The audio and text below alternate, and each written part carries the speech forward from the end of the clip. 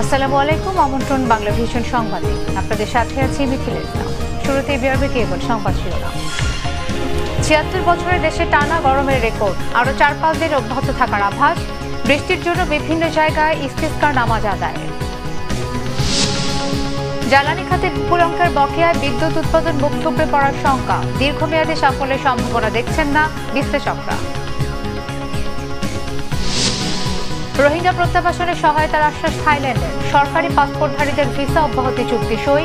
সম্পর্ক আরও জোরদারের আশা দুই প্রধানমন্ত্রীর। বিএনপিকে ছাড়া ভালোই চলছে গণতন্ত্র ও নির্বাচন, বলেছেন ওবায়দুল কাদের। সরকার সফল বিরোধী মত দমনে, ব্যর্থ সীমান্ত হত্যা বন্ধে অভিযোগ বিএনপির। দেখছিলেন বিআরবি কেবল সংবাদ শিরোনাম, এবারে বিস্তারিত। টানা ৪২ ডিগ্রির উপরে তাপমাত্রা অব্যাহত চুয়াডাঙ্গায়। জনজীবনে হাঁসফাঁস অবস্থা। তীব্র তাপপ্রবাহে নাকাল সারা দেশের মানুষ। সবচেয়ে বেশি বিপাকে শ্রমজীবীরা। প্রতিনিধিদের পাঠানো তথ্য ছবিতে ডেস্ক রিপোর্ট। তপ্ত রোদে পুড়ছে চারপাশ। তীব্র গরমে অস্বস্তি বেড়েই চলেছে। এক সপ্তাহের বেশি সময় ধরে অব্যাহত তাপদাহে বিপর্যস্ত চুয়াডাঙ্গার জনজীবন। শুক্রবার জেলার সর্বোচ্চ তাপমাত্রা রেকর্ড করা হয় ৪২.৭ ডিগ্রি সেলসিয়াস, যা এ মৌসুমের সর্বোচ্চ। গরমে একটু স্বস্তি পেতে গাছের ছায়া, ফুটপাতের অস্বাস্থ্যকর পানীয় ভরসা সাধারণ মানুষের। তীব্র গরমে হাসপাতালে বাড়ছে গরমজনিত রোগীর সংখ্যা। আবহাওয়ার রুদ্র রূপের সাথে টিকে থাকা কঠিন হয়ে পড়েছে সাধারণ মানুষের জন্য। একটা কাজে বেরোবো, কাজ করবো, শান্তি পাচ্ছি না। ছায়ায় বসে আছে, ছায়ায় বসে শান্তি নাই। দড়ি দড়ি গাছের গোড়ায় আসি, এখানেও এসে দম হাঁপ লেগে যায়। কি করবো, দিন মজুরি খেটে খাই, বাড়ির থেকে না বের হলেও দিন চলে না, ছেলে পিলে কান্দে। দক্ষিণের উপকূলীয় জেলা সাতক্ষীরার উপর দিয়েও বয়ে যাচ্ছে তীব্র তাপদাহ। পানি শূন্যতা ও হিট স্ট্রোক থেকে বাঁচতে প্রচুর বিশুদ্ধ পানি পানের পাশাপাশি একটানা কাজ না করে বিশ্রাম নিয়ে কাজ করার পরামর্শ দিয়েছেন চিকিৎসকরা। নষ্ট হচ্ছে আম, লিচু ও কাঁঠাল সহ মাঠের অন্যান্য ফসল। এই মাসেই আমাদের আম পাড়া শুরু হয়ে যাবে। এই কৃষকজন এই শেষ মুহূর্তে এসে কোনোভাবেই ক্ষতিগ্রস্ত না হয়, আমরা কৃষকের পাশে আছি এবং আমাদের মাঠে যে এখন পাট আছেন এবং বিভিন্ন যে সবজি আছে সেইগুলোতে নিয়মিত সেচ প্রদান করে এই তীব্র থেকে ফসলকে রক্ষা করার জন্য কৃষি বিভাগ কৃষকদেরকে প্রতিনিয়ত পরামর্শ দিয়ে সাধারণ মানুষ যেন একটু পানি বেশি করে খায় সেগুলো খেয়াল করতে হবে এবং লম্বা সময় ধরে রোদে কিংবা একাধারে পরিশ্রমের কোনো কাজ না করে সেইটুকুন একটু খেয়াল রাখলে হবে। আর যদি এরকম কোনো সমস্যা তৈরি হয় হিস্ট্রোকের ব্যাপারে, তাহলে খেয়াল রাখতে হবে বয়স্ক মানুষ যারা, তাদের শরীর হঠাৎ করে অতিরিক্ত ঘাম দিয়ে অনেক বেশি তাপমাত্রা বেড়ে যাচ্ছে কিংবা খিঁচুনি দিয়ে পড়ে যাচ্ছে, উল্টোপাল্টা কথা বলতেছে, যদি সেরকম হয় সঙ্গে সঙ্গে এই ধরনের লোকগুলোকে নিয়ে নিকটস্থ যে কোনো চিকিৎসা কেন্দ্রে কিংবা উপজেলা হেলথ কমপ্লেক্স কিংবা হাসপাতালে চলে আসতে হবে। রাজশাহীর তাপমাত্রা ৪২.৪ ডিগ্রি সেলসিয়াস। সূর্যের চোখ রাঙানিতে উত্তপ্ত জনপদ, বিপর্যস্ত জনজীবন। খুব প্রয়োজন ছাড়া বাড়ি থেকে বের হচ্ছে না কেউ। শ্রমজীবী ও নিম্ন আয়ের মানুষের ভোগান্তি চরমে। গরমে গাড়ি চালাতে পারছে না, শরীরের সমস্যা হচ্ছে, অনেকই সমস্যা। গাড়ি নিয়ে বসে থাকতে হচ্ছে যে ছায়া পড়লে একটু চালাবো। আজকে রোদের তাপ প্রচুর, আজ কয়েকদিন থেকে পড়তেছে। আবহাওয়া অফিস বলছে এই সপ্তাহটা কি সারা সপ্তাহে থাকবে। রোদে ঠিক আছে না, বাতাস নেই, মুখ টুক পুড়ে যাচ্ছে, অনেক অসুবিধা আছে। ভয়ঙ্কর পরিস্থিতি সৃষ্টি হয়েছে, কারণ কি যে অবস্থা হবে বলা যাচ্ছে না। এদিকে এক পশলা বৃষ্টির জন্য হাহাকার করছে দেশের মানুষ। বিভিন্ন জায়গায় আজও মুসল্লিরা আদায় করেছেন ইস্তিসকার নামাজ। ঝিনাইদহ, মাগুরা, নাটোর ও ঝালকাঠিতে নামাজ শেষে গুনাহ মাফ করে রহমতের বৃষ্টির জন্য আল্লাহর কাছে আকুতি জানান মুসল্লিরা। Bangla vision news desk. এদিকে চলমান টানা তাপপ্রবাহ দ্রুত শেষ হতে যাচ্ছে বলে সুখবর দিল আবহাওয়া অধিদপ্তর। বলেছে মে মাসের শুরু থেকেই দেশ জুড়ে বৃষ্টি নামবে। স্বস্তির সে বৃষ্টিতে কমবে গরমের তীব্রতা। শুক্রবার আবহাওয়া অধিদপ্তর জানায় চলমান তাপদাহ এপ্রিলের বাকি 4 দিনও চলবে। ঢাকা সহ তাপদাহ চলমান এলাকাগুলোতে তাপমাত্রা আরও বাড়বে। তবে মে মাসের প্রথম দিন থেকেই দেশের আকাশে মেঘের উপস্থিতি বাড়বে। 2 মে থেকে পরের কয়েকদিন সারা দেশে বৃষ্টি থাকবে, কালবৈশাখীও হতে পারে। এতে গরমের তীব্রতা অনেকটাই কমবে। আবহাওয়ার পূর্বাভাসে জানানো হয়েছে চলমান হিট অ্যালার্ট 28 এপ্রিল পর্যন্ত অব্যাহত থাকবে এবং তাপ বাড়তে পারে মে মাস পর্যন্ত। গত 24 ঘন্টায় দেশের সর্বোচ্চ তাপমাত্রা রেকর্ড হয়েছে চুয়াডাঙ্গায় 42.7 ডিগ্রি সেলসিয়াস, যা 76 বছরের মধ্যে রেকর্ড ভাঙা টানা তাপপ্রবাহ। 2 মে থেকেই দেশের বেশিরভাগ জায়গায় কালবৈশাখী ঝড় সেই সাথে বৃষ্টি অথবা বজ্রসহ বৃষ্টিপাতের সম্ভাবনা রয়েছে। এই বৃষ্টিপাতের কারণেই কিন্তু তাপমাত্রা কমে গিয়ে স্বস্তিকর অবস্থা ফিরে আসতে পারে। কোথাও কোথাও 2 থেকে 3 ডিগ্রি সেলসিয়াস বা আরও বেশি কমে যাওয়ার সম্ভাবনা রয়েছে। মে মাসের শুরুতে যে কালবৈশাখী ঝড়ের সম্ভাবনা বলছি সেটা দেশের বেশিরভাগ জায়গায় কিন্তু সম্ভাবনা রয়েছে। এর কারণে দেশের তাপমাত্রা কমে যাওয়ার সম্ভাবনা রয়েছে। সাফল্যের বিদ্যুৎ খাত এখন অনেকটাই বিপর্যয়ের মুখে। বিপুল অঙ্কের বকেয়া পরিশোধে ব্যর্থ হলে মুখ থুবড়ে পড়বে বিদ্যুৎ উৎপাদন ব্যবস্থা। সরকারি বেসরকারি বিদ্যুৎ কেন্দ্র এবং জ্বালানি খাতে সরকারের বকেয়া 42,000 কোটি টাকা। বন্ড ছেড়ে আপাতত সমাধানের চেষ্টা হলেও দীর্ঘমেয়াদে সাফল্যের সম্ভাবনা দেখছেন না বিশ্লেষকরা। রিপোর্ট রিশান নাসরুল্লাহর। ঘরে ঘরে বিদ্যুৎ বা শতভাগ বিদ্যুতায়নের বাংলাদেশ ছিল সরকারের সফলতার স্লোগান, কিন্তু সেই সাফল্যের বিদ্যুৎ খাতে এখন বিপুল বকেয়ার হাঁসফাঁস দশা। তথ্য বলছে সরকারি বেসরকারি বিদ্যুৎ কেন্দ্র এবং জ্বালানি সরবরাহকারী প্রতিষ্ঠানগুলোর পাওনা দাঁড়িয়েছে 42,000 কোটি টাকায়। এর মধ্যে বিদ্যুৎ কেন্দ্রগুলোর পাওনা 37,641 কোটি টাকা, আর গ্যাস বিক্রির বকেয়া 3,425 কোটি টাকা। বিপুল বকেয়া পরিশোধের ডলার ও অর্থ যোগান আসবে কোত্থেকে, এ নিয়ে নিদারুণ চ্যালেঞ্জে সরকার। সংকট আসলে উৎপাদন সক্ষমতা নয়, বরং যে জ্বালানির যে প্রাথমিক জ্বালানির যে সংগ্রহ করা ক্রয় করা সেটাই বড় সংকট। এবং সেটার কারণ হলো বিদ্যুৎ উন্নয়ন বোর্ডের বর্তমানে যে একটা আর্থিক সংকট যাচ্ছে, সেটার সাথে অবশ্যই যে জ্বালানি কিনতে হলে বৈদেশিক মুদ্রারও যোগান দিতে হয়। এই দুটো মিলেই আসলে মূল সমস্যাটা। বকেয়া চিত্র বিশ্লেষণে দেখা যায় বেসরকারি বা রেন্টাল ও আইপিপির মালিকরা পিডিবির কাছে পাবেন 15,254 কোটি টাকা। কয়লা ভিত্তিক বিদ্যুৎ কেন্দ্রগুলোর পাওনা 6,656 কোটি টাকা। ভারতের আদানির বকেয়া 4,140 কোটি টাকা। সরকারি কেন্দ্রের বকেয়া 9,648 কোটি টাকা। বিদ্যুৎ আমদানির জন্য ভারত পাবে 1,948 কোটি টাকা। দেশে বড় বড় বিদ্যুৎ কেন্দ্র তৈরির ফলে বিদ্যুতের উৎপাদন যেমন বেড়েছে, তেমনি অর্থনীতিতে গতির সঞ্চার হয়েছে। কিন্তু জ্বালানির আমদানি নির্ভরতায় এখানে অর্থের যোগান নিশ্চিতে চ্যালেঞ্জের মুখে রয়েছে সরকার। এই চ্যালেঞ্জ মোকাবেলা করতে না পারলে আগামীতে বিদ্যুৎ খাত নিয়ে যে গভীর সংকট তৈরি হবে সেটি নিশ্চিতভাবে বলা যায়। বিশ্লেষকরা বলছেন বকেয়া পরিশোধে ব্যর্থ হলে আরও বিপর্যস্ত হয়ে পড়বে বিদ্যুৎ খাত। আমরা একটা প্রোডাক্ট কিনলাম, সেটা পেমেন্ট যদি না করতে পারি, যে ব্যবসা করছে তার তো একটা এটা প্রোডাকশন করার একটা ক্ষমতা আছে। একটা পর্যায়ে গিয়ে কিন্তু সে আর পারবে না, ব্যাংকের থেকে লোন পাবে না, তার অন্য কোনো রেভিনিউ যদি না থাকে তাহলেও সে আসতে পারবে না। স্পেশালি আমরা যদি আইপিপির দিকে তাকাই, আইপিপি 2-1টি বড় কোম্পানি ছাড়া বেশিরভাগই 1টি বা 2টি পাওয়ার প্ল্যান্ট আছে। তাদের হয়তো অনেকেরই অল্টারনেট কোনো সোর্স নাই ইনকামের, তাদের একটা বিরাট অংশ বকেয়া পড়েছে। মাতার বাড়ি তো নতুন শুরু হওয়ার পরেও প্রচুর বাকি পড়ে গেছে। অর্থাৎ এই যে আমরা চলছে এইভাবে, একটা পর্যায়ে গিয়ে কিন্তু বিভিন্ন কোম্পানি আমরা দেখতে পাচ্ছি সবগুলো ক্ষেত্রেই টাকার অভাবে আমরা পয়সা দিতে পারছি না, তো সেটা কিন্তু বন্ধ হয়ে যাবে এবং তখন ডেফিনেটলি একটা বড় ধরনের বিপদের মধ্যে আমরা পড়ব। বিদ্যুতের চাহিদা বাড়ছে, জ্বালানির চাহিদা বাড়ছে, এটা বাস্তবতা। এখন এই অবস্থায় অর্থটা আসবে কোত্থেকে? তার কারণ বড় রকম একটা বাজেট ঘাটতির মধ্যে বা বিশেষ করে যে রাজস্ব ঘাটতির মধ্যে এখন আমরা আছি, এবং এই কারণেই কিন্তু আসলে যে বন্ড ছেড়ে আসলে অর্থায়নের ব্যবস্থা করতে হচ্ছে। এগুলা একটা বড় রকমের চাপ তৈরি করতে পারে সামনের দিনগুলোতে আসলে এই বিদ্যুৎ জ্বালানি দুটো খাতেই। এবং বিশেষ করে আমি বলবো যে বিদ্যুৎ খাতে হয়তো আগামী কয়েক মাসের মধ্যেই দেখা যাবে যে একটু পুনর্বিন্যাস করতে হচ্ছে। মানে হয়তো একটা বড় রকমের লোডশেডিংয়ের মধ্যে দিয়ে হলেও হয়তো যেতে হতে পারে, এবং সেটার কিন্তু যে ইমপ্লিকেশন ইকোনমিতে, বিশেষ করে যে শিল্প বাণিজ্য এগুলোর ক্ষেত্রে, তখন কিন্তু সেটা আসলে সামাল দেওয়া কঠিন হবে। বর্তমান সংকটের জন্য প্রতিযোগিতা ছাড়া ব্যয় বাড়িয়ে বিদ্যুৎ কেন্দ্র স্থাপন এবং ক্যাপাসিটি চার্জের দায় রয়েছে বলেও মনে করেন বিশ্লেষকরা। রিশান নাসরুল্লাহ, বাংলাভিশন, ঢাকা। রাজধানী ঢাকায় দিন দিন কমে যাচ্ছে সবুজ বৃক্ষ, বাড়ছে তাপমাত্রা। পাশ্চাত্য দেশের আদলে কাঁচঘেরা সুউচ্চ ভবনের কারণে তাপমাত্রা ভয়াবহ রূপ নিয়ে যেন আগুন ছড়াচ্ছে। ধীরে ধীরে রাজধানী পরিণত হচ্ছে উত্তপ্ত নগরীতে। বিশেষজ্ঞরা বলছেন কাচের বিল্ডিংগুলো এক একটি মৃত্যুকূপ। এসব বিল্ডিং থেকে বাইরে প্রচুর তাপ ছড়ায়। আইন না থাকায় বিল্ডিং এর কাচের ব্যবহার বন্ধ করা যাচ্ছে না। বিস্তারিত দীপন দেওয়ানের রিপোর্টে। 5 দশকে ঢাকার তাপমাত্রা বেড়েছে 3 থেকে 4.5 ডিগ্রি পর্যন্ত। যুক্তরাষ্ট্রের সাম্প্রতিক গবেষণায় সর্বোচ্চ তাপমাত্রা ও আর্দ্রতার দিক দিয়ে বিশ্বের 13,000 শহরের মধ্যে শীর্ষ 10 শহরের মধ্যে রয়েছে ঢাকার নাম। আন্তর্জাতিক মানদণ্ড অনুযায়ী পরিবেশের ভারসাম্য রক্ষা করতে একটি আদর্শ শহরে 20% বনভূমি থাকলেও কোটি মানুষের এই শহরে রয়েছে মাত্র 8%। গত 10 বছরে ঢাকার সবুজ ও ফাঁকা জায়গা কমেছে প্রায় 20%। ফলে প্রকৃতির নির্মমতা দেখছে রাজধানীবাসী।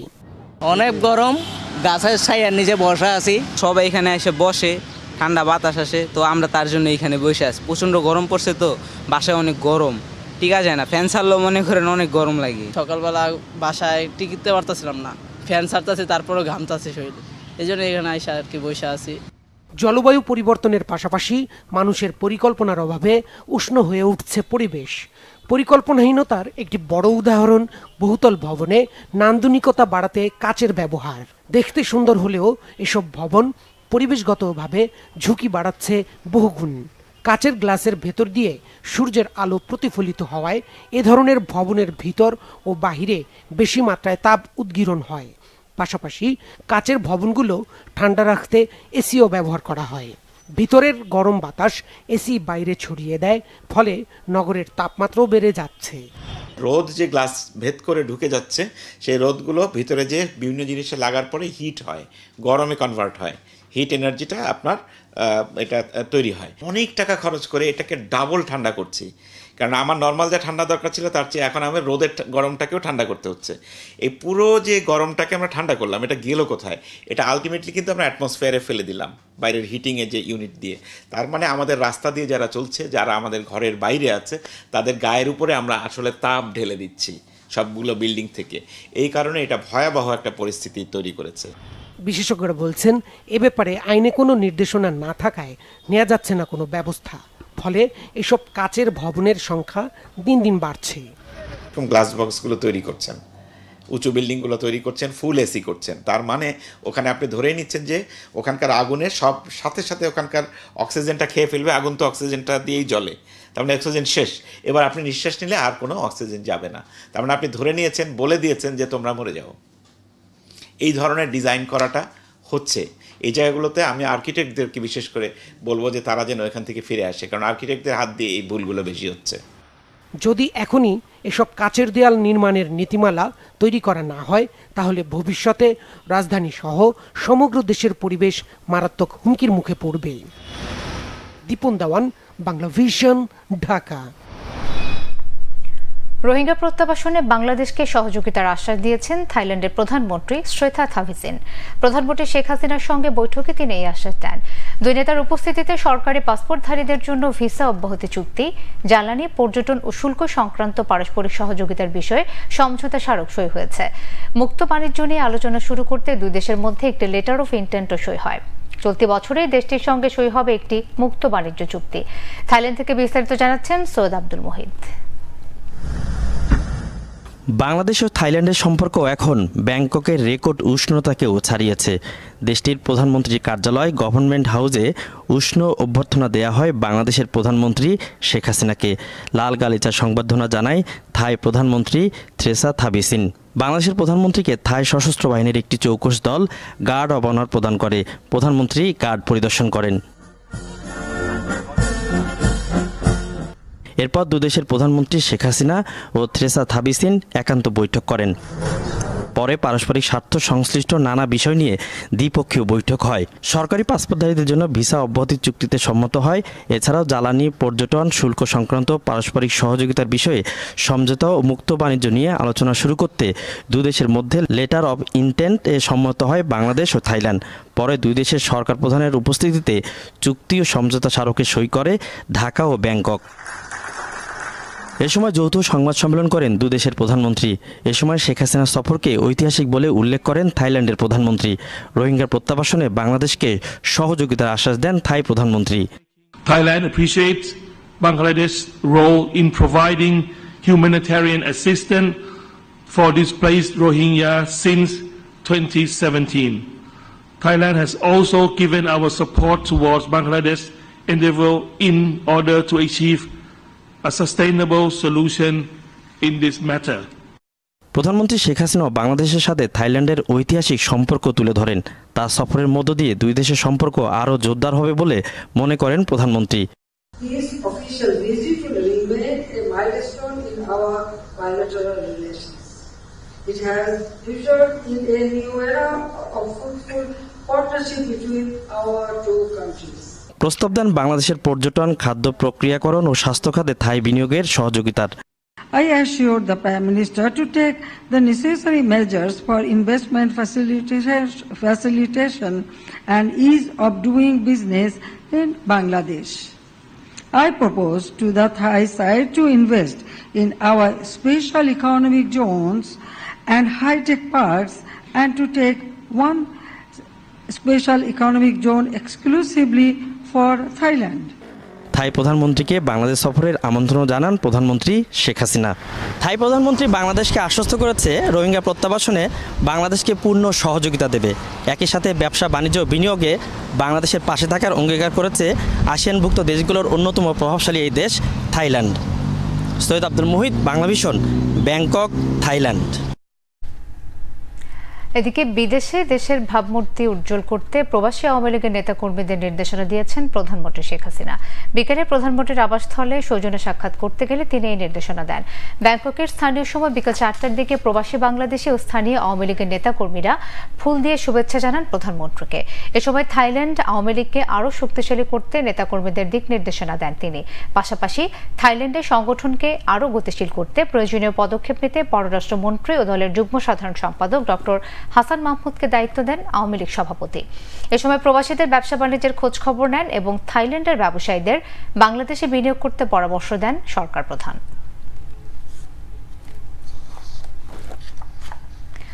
আওয়ামী লীগের সাধারণ সম্পাদক ওবায়দুল কাদের বলেছেন, বিএনপিকে ছাড়াই দেশের গণতন্ত্র ও নির্বাচন ব্যবস্থা ভালোভাবে এগিয়ে চলছে। বরং বিএনপি যদি এখনও নির্বাচনমুখী না হয়, ভবিষ্যতে এটি ডামি দলে পরিণত হবে।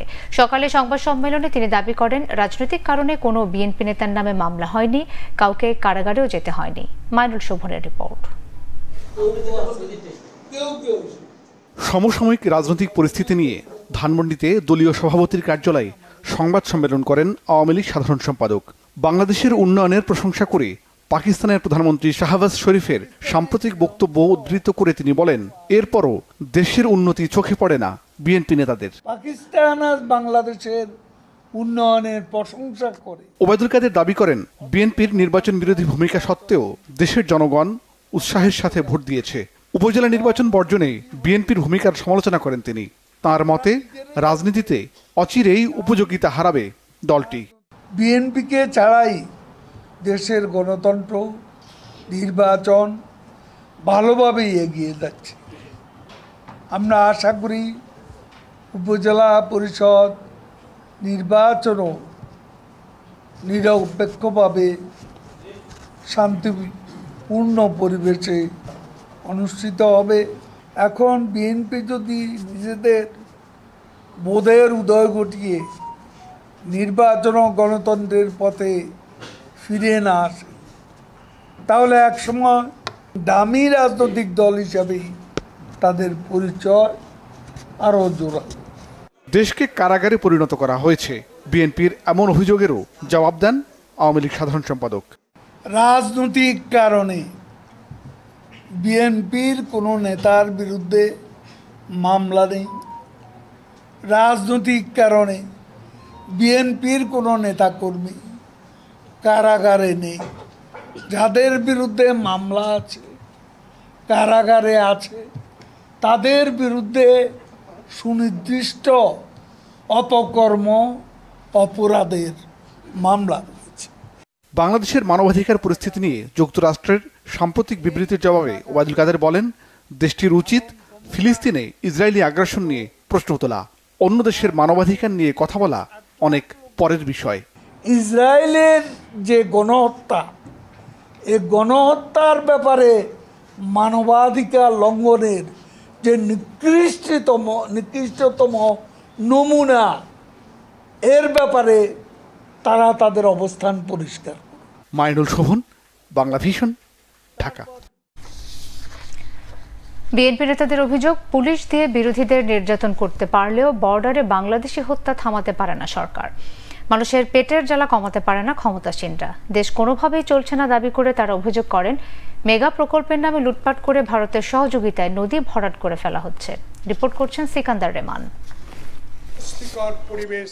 বিএনপি চেয়ারপারসনের উপদেষ্টা জয়নুল আবদিন ফারুক দাবি করেছেন, ভারতের 527 পণ্যের মধ্যে বিষক্রিয়া পাওয়া গেছে, ক্যান্সারের উপাদান পাওয়া গেছে 2টি ঔষধে। ভারতের আধিপত্যবাদ আগ্রাসনের বিরুদ্ধে অবস্থান নিতে প্রস্তুতি নিচ্ছে বাংলাদেশের মানুষ। সীমান্তে আরও একজনকে হত্যা করা হয়েছে। সীমান্ত হত্যা বন্ধের দাবিতে জাতীয় প্রেস ক্লাবের সামনে আয়োজিত অবস্থান কর্মসূচিতে তিনি প্রশ্ন তোলেন, ভারত বন্ধু হয়ে থাকলে সীমান্তে এখনো গুলি কেন? এই সামাজিক আন্দোলনের মাধ্যমে প্রমাণ করতে চাই, ভারতীয় পণ্য বর্জন করো, এই সীমান্ত হত্যা বন্ধ করো এবং আগ্রাসন নীতি পরিহার করো।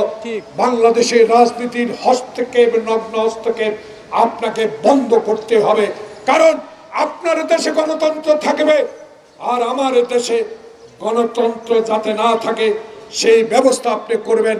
বাংলার মানুষ তাহা কোনোদিনও গ্রহণ করতে পারে না।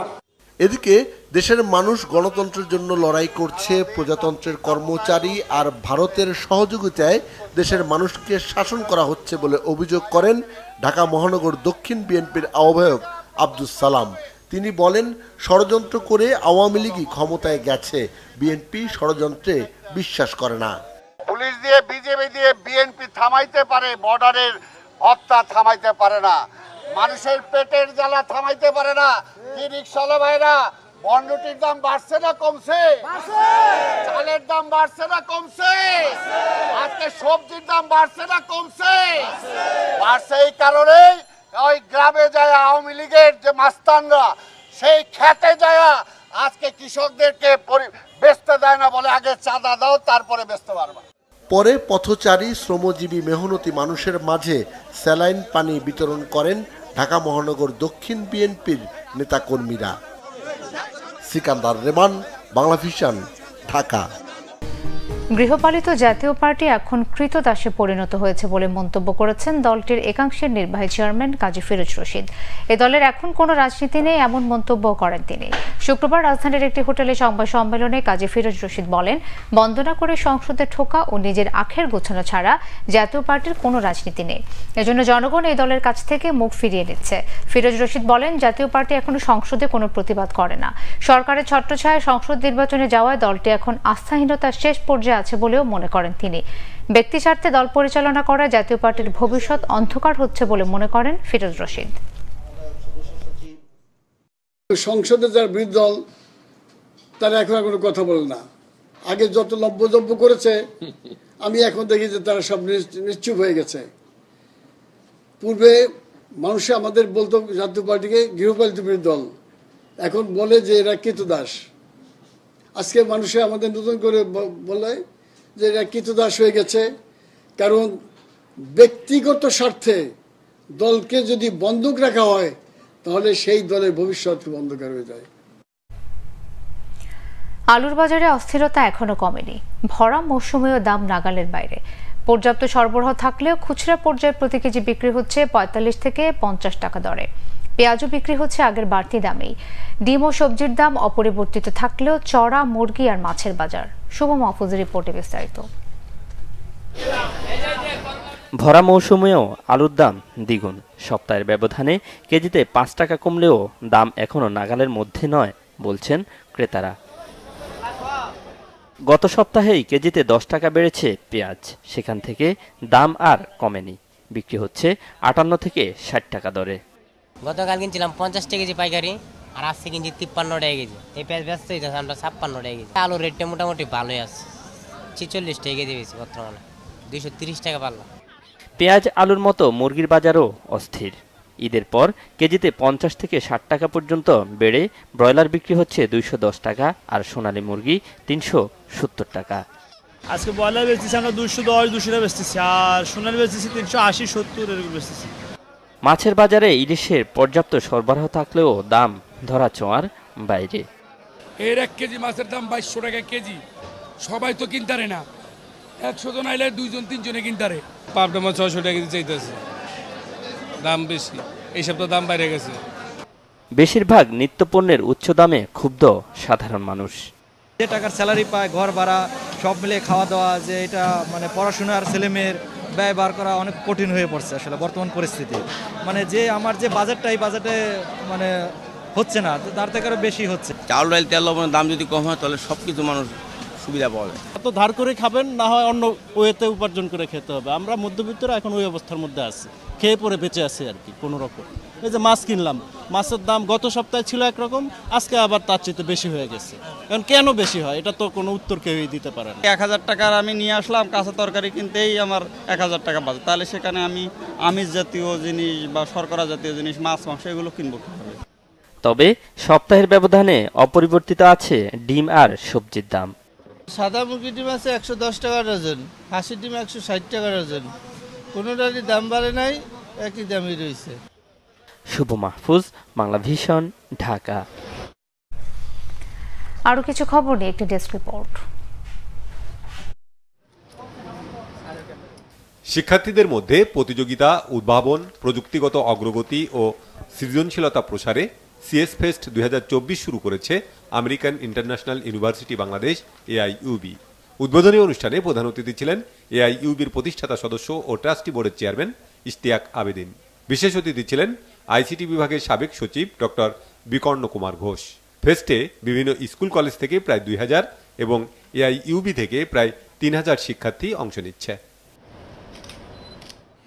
উপজেলা পরিষদ নির্বাচন উপলক্ষে ভোট গ্রহণ কর্মকর্তাদের 2 দিনের প্রশিক্ষণ হয়েছে গাজীপুরে। প্রথম দিন জেলা শহরের রানী বিলাসমণি সরকারি বালক উচ্চ বিদ্যালয়ে কর্মশালায় প্রধান অতিথি ছিলেন নির্বাচন কমিশনের অতিরিক্ত সচিব অশোক কুমার দেবনাথ। জেলা প্রশাসক আবুল ফাতে মোহাম্মদ শফিকুল ইসলামের সভাপতিত্বে উপস্থিত ছিলেন নির্বাচন প্রশিক্ষণ ইনস্টিটিউটের মহাপরিচালক এস.এম. আসাদুজ্জামান। সংসদ সদস্যের সংবর্ধনা ও ঈদ পুনর্মিলনী হয়েছে সাভারে। সাভার সিটিজেন ক্লাবের আয়োজনে অনুষ্ঠানে সভাপতিত্ব করেন ক্লাবের প্রেসিডেন্ট মোহাম্মদ কামরুজ্জামান। অনুষ্ঠানে ঢাকা 19 আসনের সংসদ সদস্য মোহাম্মদ সাইফুল ইসলাম সাভারের ফুটপাত দখলমুক্ত ও ছিনতাইকারী মুক্ত রাখতে সকলের সহযোগিতা চান। সাবেক প্রতিমন্ত্রী ডাক্তার এনামুর রহমান ও সাভার মডেল থানার ওসি শাহজামান সহ অন্যরা এতে বক্তব্য রাখেন। Bangla vision news desk. সংবাদ শেষ করব বিআরবি কেবল শিরোনামগুলো আরো একবার জানিয়ে। 76 বছরে দেশে টানা গরমের রেকর্ড, আরো 4-5 দিন অব্যাহত থাকার আভাস। বৃষ্টির জন্য বিভিন্ন জায়গায় ইস্তিসকার নামাজ আদায়। জ্বালানি খাতে বিপুল অঙ্কের বকেয়া বিদ্যুৎ উৎপাদন মুখ থুবড়ে পড়ার শঙ্কা, দীর্ঘমেয়াদী সাফল্যের সম্ভাবনা দেখছেন না বিশ্লেষকরা। রোহিঙ্গা প্রত্যাবাসনের সহায়তার আশ্বাস থাইল্যান্ডের, সরকারি পাসপোর্টধারীদের ভিসা অব্যাহতি চুক্তি সই, সম্পর্ক আরো জোরদারের আশা 2 প্রধানমন্ত্রীর। বিএনপিকে ছাড়া ভালোই চলছে গণতন্ত্র নির্বাচন, বলেছেন ওবায়দুল কাদের। সরকার সফল বিরোধী মত দমনে ব্যর্থ, সীমান্ত হত্যা বন্ধে অভিযোগ বিএনপির। এই ছিল এখনকার মতো, পরের সংবাদ রাত 1টায় দেখার আমন্ত্রণ রইল। এছাড়া বাংলা ভিশন সংবাদ ও সংবাদ সংশ্লিষ্ট অনুষ্ঠান দেখতে ভিজিট করুন www.bbnews24.com ও facebook.com/banglavisionnews এবং সাবস্ক্রাইব করুন youtube.com/banglavision।